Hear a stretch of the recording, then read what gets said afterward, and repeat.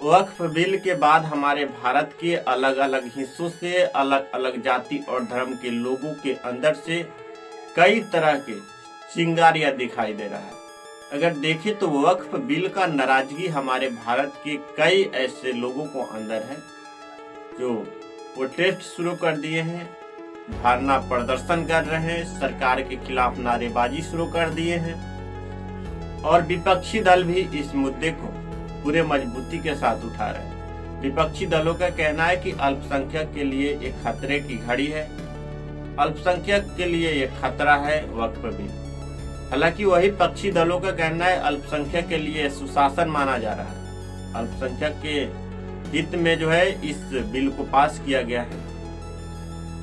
अगर इस बिल को पास करने में हम सदस्यों को देखें तो राज्यसभा के सदस्य 128 समर्थन में थे इसके और विपक्ष में 95 थे। वही लोकसभा में देखें तो 288 ऐसे सदस्य थे जो इस वक्फ बिल के पक्ष में थे, बाकी 232 सदस्य इसका विरोध कर रहे थे। बावजूद उसके जो है इस बिल को पास कर दिए गए, मंजूरी राष्ट्रपति की ओर से दे दी गई है। अब बवाल मचा है इसको लेकर, कहा जा रहा है कि मुस्लिम और जो अल्पसंख्यक है उन लोगों के लिए खतरा की घड़ी है। लेकिन अब इसके बाद जो है दो ऐसे राज्य पे पूरे तरीके से असर पड़ रहा है। टीडीपी यानी कि आंध्र प्रदेश और दूसरी तरफ जेडीयू यानी कि बीजेपी। अगर देखें तो 2014 और 2019 में बीजेपी की फुल बहुमत से केंद्र में सरकार थी। आखिर बीजेपी 2014 और 2019 में फुल बहुमत सरकार होने के बावजूद भी इसे पास क्यों नहीं किया? मजबूरी क्या पड़ गई कि तीसरी टर्म मुख्य प्रधानमंत्री नरेंद्र मोदी बने, उसके बाद जो है सहयोगी दलों को एक साथ रखकर उन्होंने इस वक्फ बिल का पास किया। ये बहुत बड़ा सवाल बन रहा है क्योंकि बीजेपी ये चाह रही है कि हम अपने दम पे कुछ न करें, यानी कि बीजेपी खुलकर ये कह रही है कि अगर हम अपने दम पे या खुद की बहुमत या खुद की सरकार थी उस वक्त हम करते तो हमारा विरोध पूरा भारत में होता और इसका इफेक्ट मुझे पड़ता। लेकिन बीजेपी ने वही किया जो उसे सही लगा। बीजेपी ने अपने सहयोगी के साथ मिलकर चंद्रबाबू नायडू और नीतीश कुमार को मिलाकर जो है उन्होंने इस बिल को पास किया, जिसका इफेक्ट जो है बिहार में कई ऐसे जगहों पे मिल रहा है।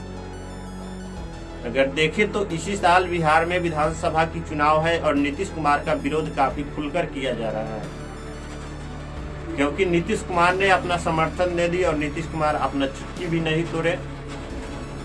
हालांकि बीजेपी चाहती तो इससे पहले भी इस बिल को पास कर सकती थी, लेकिन बीजेपी ने ऐसा नहीं किया। बीजेपी को ये पहले से पता था कि हमारी फुल बहुमत की सरकार में अगर इस बिल को पास करेंगे तो हमारे खिलाफ नारेबाजी शुरू हो जाएंगे और लोग विपक्ष हो जाएंगे। कहा जा रहा है कि बिहार में जेडीयू के कई ऐसे नेता हैं जो जेडीयू से इस्तीफा दे दिए हैं। हालांकि वैसे नेता के लिए जेडीयू का प्रवक्ता कह रहे हैं कि वो जेडीयू में है ही नहीं थे पहले, वो तो इधर उधर भटकने वाले थे।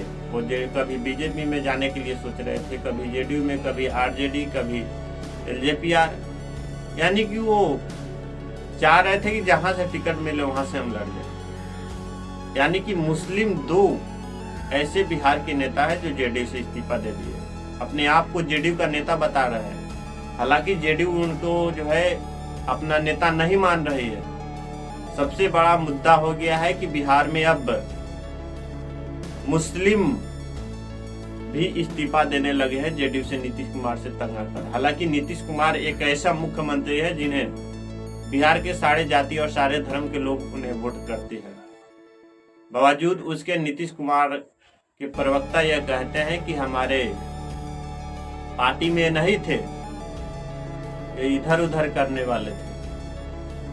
तो आपको इस वक्फ बिल के बारे में और नीतीश कुमार के बारे में और बीजेपी के बारे में क्या राय है, इसका जवाब इस वीडियो में दें। धन्यवाद।